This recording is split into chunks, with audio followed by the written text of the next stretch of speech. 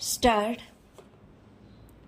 भारतवर्ष के स्वतंत्र होने के बाद हमारे देश के राष्ट्रीय नेताओं ने एक ऐसे संविधान की प्रस्तावना की जिसमें सभी धर्मों, जातियों, संप्रदायों को बराबरी के अधिकार मिले। विराम।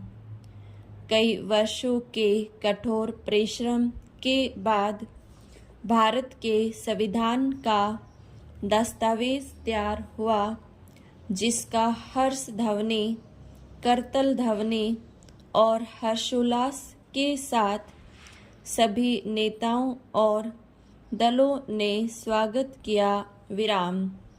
इसमें जिन सिद्धांतों का प्रतिपादन किया गया था वे भारतीय संस्कृति के महान आदर्शों पर आधारित थे, जिनमें शासनारूढ़ दलों या विरोधी दलों में किसी प्रकार का भेद नहीं किया गया था। विराम। प्रतिपादित संविधान का मसौदा बड़ा ही प्रतिपादक रहा, क्योंकि इसमें विश्व देशों के संविधानों की अच्छी व्यवस्थाओं और अच्छाइयों को हृदय गमन करते हुए खुल्लम खुल्ला इस बात की घोषणा की गई थी कि भारतीय लोकतंत्र सच्चे अर्थ में समाजवाद और धर्मनिरपेक्षता के सिद्धांतों को मानते हुए देश के युवक युवतियों या नवयुवक नवयुवतियों का एक प्रतिनिधि मंच होगा, जहां रंगमंच के कलाकारों की देश तरह के सभी नागरिक अपनी भूमिका अदा कर सकेंगे। विराम।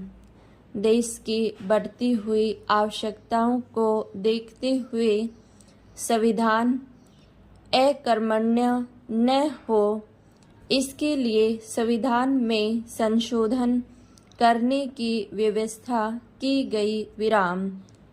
राष्ट्रभाषा के इक्के दुक्के नगण्य विरोधों को छोड़कर संविधान की सभी धाराओं पर संविधान के सभी सदस्यों का पूर्ण मतैक्य था। विराम।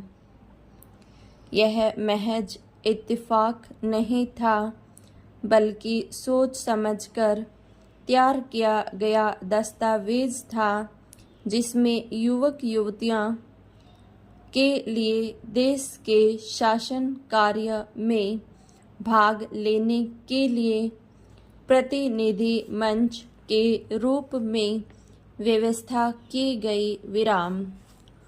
अन्याय और लाल फीताशाही के विरुद्ध लोगों को सुरक्षा प्रदान करने के लिए उच्च और उच्चतम न्यायालयों की व्यवस्था की गई। विराम।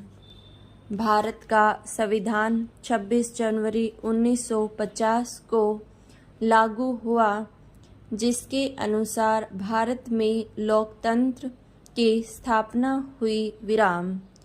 यहाँ हर व्यक्ति को समान अवसर है। विराम। इनके अतिरिक्त हर इंसान को अपने विचारों के अनुसार पूजा करने या किसी भी धर्म को अपनाने की स्वतंत्रता है। विराम।